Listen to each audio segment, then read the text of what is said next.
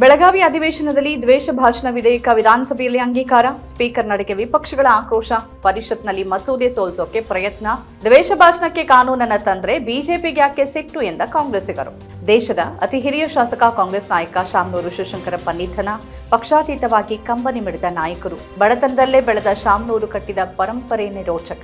ಇವು ರಾಜ್ಯದ ಈ ವಾರದ ಪ್ರಮುಖ ಸುದ್ದಿಗಳಾದರೆ, ರಾಷ್ಟ್ರಮಟ್ಟದಲ್ಲಿ ಸಂಸತ್ ಅಧಿವೇಶನದಲ್ಲಿ ಕೇಂದ್ರ ಸರ್ಕಾರ ಮನ್ರೇಗಾ ಯೋಜನೆಯನ್ನ ರದ್ದುಪಡಿಸಿ ಬದಲಿಗೆ ಅದೇ ಮಾದರಿಯ ಹೊಸ ಮಸೂದೆಯನ್ನ ಮಂಡಿಸಿ ವಿರೋಧ ಪಕ್ಷಗಳ ವಿರೋಧದ ನಡುವೆನೇ ಅಂಗೀಕಾರ ಪಡೆದಿದೆ. ಕೊನೆಗೂ ಮಹಾತ್ಮ ಗಾಂಧೀಜಿ ಹೆಸರನ್ನ ತೆಗೆದು ಬಿಜೆಪಿ ಗೆದ್ದು ಬೀಗಿದೆ. ರಾಜ್ಯ ಮತ್ತು ರಾಷ್ಟ್ರದ ಈ ಸುದ್ದಿಗಳನ್ನ ವಿವರವಾಗಿ ನೋಡೋಣ. ನಮಸ್ಕಾರ, ಇದು ಈ ವಾರ ಕಾರ್ಯಕ್ರಮ.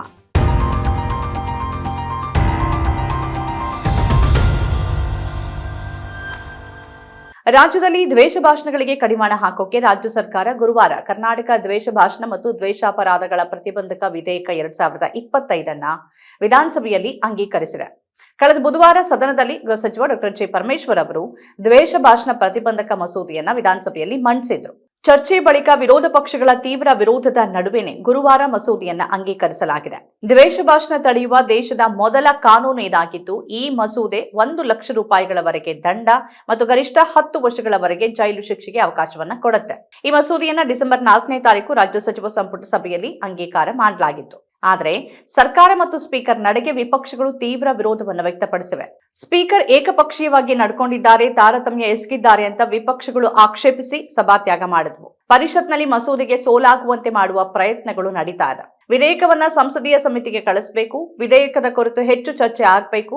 ಇದು ಅಭಿವ್ಯಕ್ತಿ ಸ್ವಾತಂತ್ರ್ಯದ ಮೇಲಿನ ದಾಳಿ ಅಂತ ಬಿಜೆಪಿ ಇದನ್ನ ಕರೆದಿದೆ. ರಾಜಕೀಯ ದ್ವೇಷದ ಕಾರಣದಿಂದ ಇದನ್ನ ತರಲಾಗಿದೆ ಅಂತಾನೂ ಆರೋಪಿಸಿದೆ. ಇದೇ ಕಾರಣಕ್ಕೆ ಸದನದಲ್ಲಿ ಮಸೂದೆಯ ಪ್ರತಿ ಹರಿದು ಘೋಷಣೆ ಕೂಗಿ ಆಕ್ರೋಶ ವ್ಯಕ್ತಪಡಿಸಲಾಯಿತು. ಈ ನಡುವೆ ಮಸೂದೆ ಅಂಗೀಕಾರಗೊಳ್ತಾ ಇದ್ದಂತೆ ಸಚಿವ ಭೈರತಿ ಸುರೇಶ್ ಅವರು ಹಾಗೆಯೇ ಬಿಜೆಪಿ ಶಾಸಕರುಗಳಾದ ಚನ್ನಬಸಪ್ಪ ಮತ್ತು ವೇದವ್ಯಾಸ್ ಕಾಮತ್ ನಡುವೆ ವಾಕ್ಸಮರವೇ ನಡೆದು ಕೋಲಾಹಲವೇ ನಡೆಯಿತು. ಭೈರತಿ ಸುರೇಶ್ ಅವರು ದ್ವೇಷ ಭಾಷಣ ಮತ್ತು ದ್ವೇಷ ಅಪರಾಧಗಳಿಗಾಗಿ ಕರಾವಳಿ ಕರ್ನಾಟಕ ಹೊತ್ತಿ ಉರಿತಾ ಇದೆ, ಅಲ್ಲಿ ಬೆಂಕಿ ಹಚ್ಚಿದ್ದೀರಿ, ಈಗ ಇಲ್ಲೂ ಬೆಂಕಿ ಹಚ್ತಿದ್ದೀನಿ ಅಂತ ಹೇಳಿದ್ರು.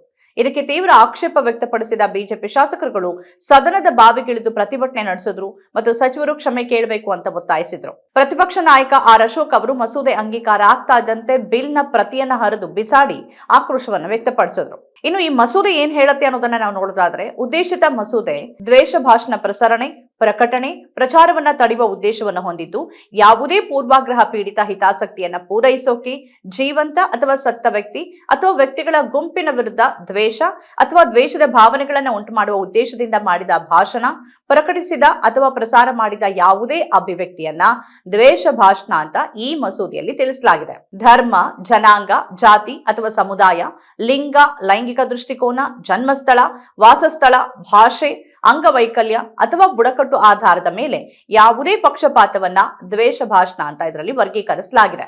ಮೊದಲ ಬಾರಿಗೆ ದ್ವೇಷ ಭಾಷಣ, ದ್ವೇಷಾಪರಾಧಗಳಿಗೆ ಕನಿಷ್ಠ 1 ವರ್ಷ ಮತ್ತು ಗರಿಷ್ಠ 7 ವರ್ಷದವರೆಗೆ ಜೈಲು ಹಾಗೂ 50,000 ರೂಪಾಯಿ ದಂಡ ವಿಧಿಸೋಕೆ ಅವಕಾಶವನ್ನ ನೀಡಲಾಗಿದೆ. ಅಪರಾಧ ಏನಾದರೂ ಮತ್ತೆ ಪುನರಾವರ್ತನೆ ಆದ್ರೆ ಕನಿಷ್ಠ 2 ವರ್ಷದಿಂದ ಗರಿಷ್ಠ 10 ವರ್ಷದವರೆಗೆ ಜೈಲು ಶಿಕ್ಷೆ ಹಾಗೆಯೇ 1 ಲಕ್ಷ ರೂಪಾಯಿಗಳ ದಂಡವನ್ನ ವಿಧಿಸಬಹುದಾಗಿದೆ. ದ್ವೇಷ ಭಾಷಣ ಮತ್ತು ಅಪರಾಧಗಳು ಬರೀ ಕರ್ನಾಟಕದಲ್ಲಿ ಮಾತ್ರ ಅಲ್ಲ, ಇಡೀ ದೇಶದಲ್ಲೇ ಹೆಚ್ಚಾಗ್ತಾ ಇದೆ. ಅದಕ್ಕೆ ಕಡಿವಾಣ ಹಾಕೋದು ಅತ್ಯಗತ್ಯವಾಗಿದೆ.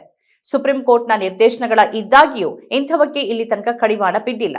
ಹೀಗಿರುವಾಗ ಕರ್ನಾಟಕ ಸರ್ಕಾರದ ತೀರ್ಮಾನ ಸ್ವಾಗತಾರ್ಹವೇ ಆದ್ರೂ ಕಾನೂನೊಂದನ್ನ ಮಾಡುವಾಗ ಇನ್ನೂ ಹೆಚ್ಚಿನ ಒಳಗೊಳ್ಳುವಿಕೆ ಪ್ರಜಾಪ್ರಭುತ್ವದಲ್ಲಿ ಅಗತ್ಯ. ಕೇಂದ್ರದಲ್ಲಿ ಏಕಪಕ್ಷೀಯವಾಗಿ ಸರ್ಕಾರ ಕಾಯ್ದೆ ಕಾನೂನು ತರುವ ರೀತಿಯಲ್ಲೇ ರಾಜ್ಯ ಕಾಂಗ್ರೆಸ್ ಸರ್ಕಾರ ಕೂಡ ನಡೆದುಕೊಳ್ತಾ ಇದೆ. ಮಸೂದೆ ಬಗ್ಗೆ ಇನ್ನೂ ಹೆಚ್ಚಿನ ಚರ್ಚೆಯ ಅಗತ್ಯ ಇತ್ತು. ಸಾರ್ವಜನಿಕ ಅಭಿಪ್ರಾಯಗಳನ್ನ ಪಡ್ಕೊಂಡಿದ್ರೆ ಇನ್ನೂ ಮಹತ್ವ ಬರ್ತಾ ಇತ್ತು. ಸಂಸದೀಯ ಸಮಿತಿಗೆ ವಹಿಸಲೂಬಹುದಿತ್ತು.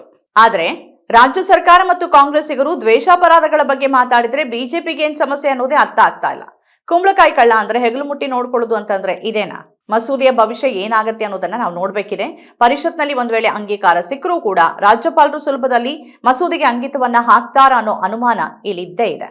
ದೇಶದ ಹಿರಿಯ ರಾಜಕಾರಣಿ, ಸಮಾಜ ಸೇವಕ ಮತ್ತು ಉದ್ಯಮಿ, ವೀರಶೈವ ಲಿಂಗಾಯತ ಮಹಾಸಭಾದ ರಾಷ್ಟ್ರೀಯ ಅಧ್ಯಕ್ಷರಾಗಿದ್ದ ಕಾಂಗ್ರೆಸ್ನ ಶಾಸಕ ಶಾಮನೂರು ಶಿವಶಂಕರಪ್ಪ ಈ ವಾರ ನಿಧನರಾದರು. ಅವರ ಪಾರ್ಥಿವ ಶರೀರದ ಅಂತ್ಯಕ್ರಿಯೆಯನ್ನು ಡಿಸೆಂಬರ್ 15ನೇ ತಾರೀಕು ದಾವಣಗೆರೆಯಲ್ಲಿ ಸಕಲ ಸರ್ಕಾರಿ ಗೌರವಗಳೊಂದಿಗೆ ನೆರವೇರಿಸಲಾಯಿತು.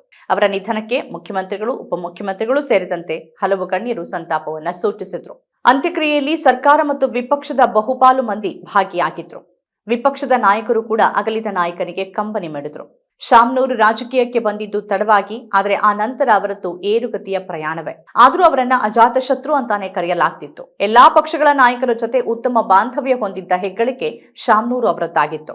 1969ರಲ್ಲಿ ದಾವಣಗೆರೆ ಪುರಸಭೆ ಸದಸ್ಯರಾಗಿ ರಾಜಕೀಯವನ್ನ ಪ್ರವೇಶ ಮಾಡಿ 1971ರಲ್ಲಿ ಅವರು ಅಧ್ಯಕ್ಷರಾದರು. ಕಾಂಗ್ರೆಸ್ ಪಕ್ಷದಿಂದ 6 ಬಾರಿ 1994ರಲ್ಲಿ, 99ರಲ್ಲಿ, 2004, 2008, 2013, 2018 ದಾವಣಗೆರೆ ದಕ್ಷಿಣ ವಿಧಾನಸಭಾ ಕ್ಷೇತ್ರದಿಂದ ಶಾಸಕರಾಗಿ ಆಯ್ಕೆಯಾದರು.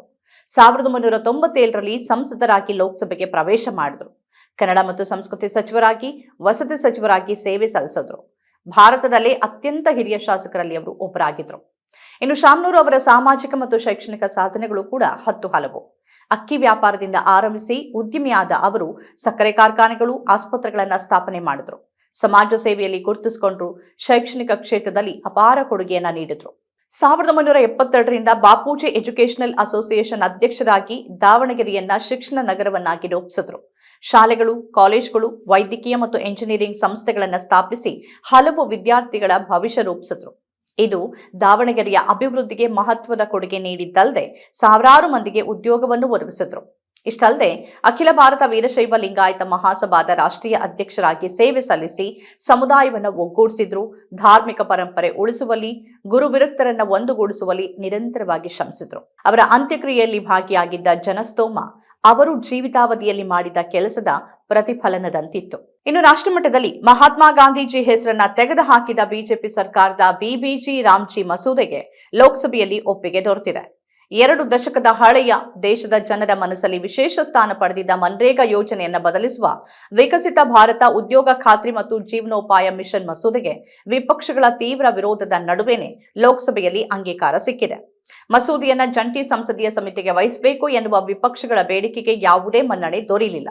ಬಿಜೆಪಿಯ ಕಳೆದ 11 ವರ್ಷಗಳ ಆಡಳಿತವನ್ನ ನಾವು ನೋಡಿರುವಂತೆ ಯಾರದ್ದೋ ಮಗುವನ್ನ ತಂದು ಅಂತ ಹೇಳೋದು ಅಥವಾ ಆ ಮಗುವಿನ ಹೆಸರು ಬದಲಾವಣೆ ಮಾಡಿ ದಷ್ಟಪುಷ್ಟವಾದ ಮಗುವನ್ನ ಕ್ಷೀಣಿಸುವಂತೆ ಮಾಡೋದು ಅದರ ಪ್ರಯತ್ನ ಅದಿಲ್ಲೂ ಕೂಡ ಕಾಣ್ತಾ ಇದೆ. ಬಿಜೆಪಿ ಈ 11 ವರ್ಷಗಳಲ್ಲಿ ಹೊಸ ಯೋಜನೆ ತಂದಿದ್ದು ಬಹಳ ಕಡಿಮೆನೆ. ಆದ್ರೆ ಯುಪಿಎ ಸರ್ಕಾರದ ಯೋಜನೆಗಳನ್ನ ಹೆಸರು ಬದಲಾಯಿಸಿ ತಂದು ಅಂತ ಹೇಳ್ಕೊಳ್ಳೋದ್ರಲ್ಲಿ ಅದು ಯಾವಾಗ್ಲೂ ಮುಂದು. ನರೇಗಾ ಈ ದೇಶದ ಗ್ರಾಮೀಣ ಜನರಿಗೆ ಮತ್ತು ಆ ಮೂಲಕ ಗ್ರಾಮೀಣ ಆರ್ಥಿಕತೆಗೆ ನೀಡಿದ ಕೊಡುಗೆ ಬಿಜೆಪಿ ಅರ್ಥವಾಗದೇ ಇರೋದೇನಲ್ಲ. ಸ್ವತಃ ವಿಶ್ವಸಂಸ್ಥೆನೇ ಇದನ್ನ ಹೊಗಳಿದೆ. ಆದ್ರೆ ಬಿಜೆಪಿ ಮತ್ತು ಆರ್ಎಸ್ಎಸ್ಗೆ ಸಮಸ್ಯೆ ಇರೋದು ಗಾಂಧೀಜಿಯವರನ್ನ ಮಹಾತ್ಮ ಅಂತ ಕರೆಯೋದ್ರಲ್ಲಿ ಮತ್ತು ಕಾಂಗ್ರೆಸ್ನ ಬಡವರ ಪರ ಯೋಜನೆಗಳಲ್ಲಿ. ಉದ್ದೇಶಿತ ಹೊಸ ಮಸೂದೆಯಲ್ಲಿ ಕೆಲಸದ ದಿನಗಳನ್ನ 100ರಿಂದ 125ಕ್ಕೆ ಹೆಚ್ಚಿಸೋದು, ಆಜೀವಿಕಾ ಮಿಷನ್ ಅನ್ನು ಸೇರಿಸೋದು, ಸ್ಥಿರ ಆಸ್ತಿ ರಚನೆಗೆ ಒತ್ತು ನೀಡುವುದು, ಹಣಕಾಸು ಹಂಚಿಕೆಯನ್ನ ಕೇಂದ್ರ ರಾಜ್ಯಗಳ ನಡುವೆ 60-40 ಅನುಪಾತಕ್ಕೆ ಬದಲಿಸೋದು. ಹಿಂದೆ ಇದು 100% ಕೇಂದ್ರವೇ ಪಾವತಿ ಮಾಡಬೇಕಾಗಿತ್ತು. ಮತ್ತು ಡಿಜಿಟಲ್ ಆಡಳಿತವನ್ನ ಜಾರಿಗೆ ತರೋದು ಅಂತಂದ್ರೆ ಬಯೋಮೆಟ್ರಿಕ್, ಎಐ ಮಾನಿಟರಿಂಗ್ ಇದೆಲ್ಲವೂ ಕೂಡ. ಈ ಬದಲಾವಣೆಗಳು ವಿಕಸಿತ ಭಾರತ್ 2047ರ ದೃಷ್ಟಿಕೋನಕ್ಕೆ ಹೊಂದಿಕೊಳ್ಳುವಂತೆ ಮಾಡಲಾಗಿದೆ ಅಂತ ಕೇಂದ್ರ ಹೇಳ್ತಾ ಇದೆ. ಆದರೆ ವಿಪಕ್ಷಗಳು ಈ ಬಿಲ್ಗೆ ತೀವ್ರ ವಿರೋಧವನ್ನ ವ್ಯಕ್ತಪಡಿಸಿವೆ. ಕಾಂಗ್ರೆಸ್, ಟಿಎಂಸಿ, ಎಸ್ಪಿ ಮುಂತಾದ ಪಕ್ಷಗಳು ಇದನ್ನ ಮಹಾತ್ಮ ಗಾಂಧಿಯವರ ಹೆಸರನ್ನ ಅಳಿಸಿ ಅವರ ಪರಂಪರೆಯನ್ನ ನಾಶ ಮಾಡುವ ಪ್ರಯತ್ನ ಅಂತ ಆರೋಪಿಸಿವೆ. ಇದು ಬಿಜೆಪಿ ಆರ್ಎಸ್ಎಸ್ನ ಗಾಂಧಿಯವರ ವಿರುದ್ಧದ ದ್ವೇಷವನ್ನ ತೋರಿಸುತ್ತೆ ಅಂತಾನೂ ಆಕ್ರೋಶವನ್ನ ಹೊರಹಾಕಿದ್ದಾರೆ. ಬದಲಾವಣೆಗಳು ಯೋಜನೆಯನ್ನ ದುರ್ಬಲಗೊಳಿಸುತ್ತೆ, ರಾಜ್ಯಗಳ ಮೇಲೆ ಹೊರೆ ಹಾಕತ್ತೆ, ಬೇಡಿಕೆ ಆಧಾರಿತ ಸ್ವರೂಪವನ್ನ ಕೊನೆಗಾಣಿಸುತ್ತೆ ಮತ್ತು ಬಡವರು, ದಲಿತರು, ಹಿಂದುಳಿದ ವರ್ಗಗಳ ಹಕ್ಕುಗಳ ಮೇಲೆ ದಾಳಿ ಮಾಡುತ್ತೆ ಅಂತ ವಿಪಕ್ಷದ ಸದಸ್ಯರು ಹೇಳ್ತಿದ್ದಾರೆ. ಇದನ್ನ ವಿರೋಧಿಸಿ ಸಂಸತ್ನಲ್ಲಿ ಪ್ರತಿಭಟನೆ ನಡೆಯಿತು. ಬಿಲ್ ಅನ್ನ ಹರಿದು ಹಾಕಲಾಯಿತು.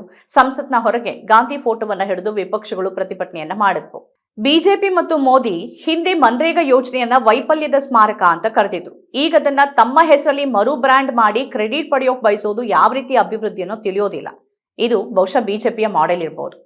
ಕಳೆದ 11 ವರ್ಷದಲ್ಲಿ ಒಂದು ಐಐಟಿಯನ್ನು, ಒಂದು ಐಐಎಂ ಅನ್ನು, ಜೆಎನ್ಯು ತರದ ವಿಶ್ವವಿದ್ಯಾನಿಲಯವನ್ನು ಅಥವಾ ಉತ್ತಮವಾದ ಆಸ್ಪತ್ರೆಯನ್ನು ಕಟ್ಟದ, ಗ್ಯಾಸ್ ಕೊಟ್ಟು ಬೆಲೆ ಹೆಚ್ಚಿಸಿ ಉಪವಾಸ ಕೆಡಗಿದ ಬಿಜೆಪಿ ತಂದು ಅಂತ ಹೇಳ್ಕೊಳ್ಳೋ ಒಂದು ಉತ್ತಮ ಯೋಜನೆಯನ್ನು ಕೂಡ ಮಾಡಿಲ್ಲ. ಬರೀ ಧರ್ಮ, ದ್ವೇಷ, ಮಂದಿರ ಅಂತ ಅಂದುಕೊಂಡೇ 11 ವರ್ಷವನ್ನ ಕಳೆದು ಬಿಟ್ಟಿದೆ. ಈಗಲೂ ದೇಶದ ಎದುರು ಹಲವಾರು ಜ್ವಲಂತ ಸಮಸ್ಯೆಗಳಿವೆ. ಗ್ರಾಮೀಣ ಆರ್ಥಿಕತೆ ಪುಟಿದೇಳಬೇಕಿದೆ. ಆದರೆ ಕೇವಲ ದ್ವೇಷದ ಕಾರಣಕ್ಕೆ ಈ ರೀತಿಯ ತಪ್ಪು ನಿರ್ಧಾರಗಳು ಈ ಕಾಯ್ದೆಯನ್ನ ಬಲಪಡಿಸೋದಿಲ್ಲ, ಬದಲಿಗೆ ಅದನ್ನ ಮತ್ತಷ್ಟು ವಿನಾಶಪಡಿಸುತ್ತೆ. ಅದರಿಂದ ಹೊಡೆತ ಬೀಳೋದು ಗ್ರಾಮೀಣ ಆರ್ಥಿಕತೆ ಮತ್ತು ಆ ಜನರ ಮೇಲೆ. ಆದರೆ ದ್ವೇಷವನ್ನೇ ಉಸಿರಾಡುವ, ಗಾಂಧಿಯನ್ನ ಕಂಡ್ರೆ ಒಳಗೊಳಗೆ ಬೆಂಕಿ ಕಾರುವ, ಪುಟಿನ್ ಬಂದಾಗ ಗಾಂಧಿ ಸಮಾಧಿಗೆ ಭೇಟಿ ನೀಡುವ ಬಿಜೆಪಿಯ ಮೋದಿ ಪ್ರಧಾನಿ ಆಗಿರುವಾಗ ಮತ್ತು RSS ಅದರ ಚುಕ್ಕಾಣಿ ಹಿಡಿದಿರುವಾಗ ದ್ವೇಷವನ್ನಲ್ಲದೆ ಪ್ರೀತಿಯನ್ನ ನಿರೀಕ್ಷೆ ಮಾಡೋದಕ್ಕೆ ಸಾಧ್ಯನಾ? ಇವಿಷ್ಟು ಈ ವಾರದ ರಾಜ್ಯ ಮತ್ತು ರಾಷ್ಟ್ರ ಮಟ್ಟದ ಪ್ರಮುಖ ಸುದ್ದಿಗಳು. ಈ ರೀತಿಯ ಬೇರೆ ಬೇರೆ ವಿಶೇಷ ಕಾರ್ಯಕ್ರಮಗಳನ್ನು ತಾವು ನೋಡಬೇಕಂದ್ರೆ ನಮ್ಮ ಚಾನೆಲ್ ಅನ್ನು ಸಬ್ಸ್ಕ್ರೈಬ್ ಮಾಡಿ. ನಮಸ್ಕಾರ.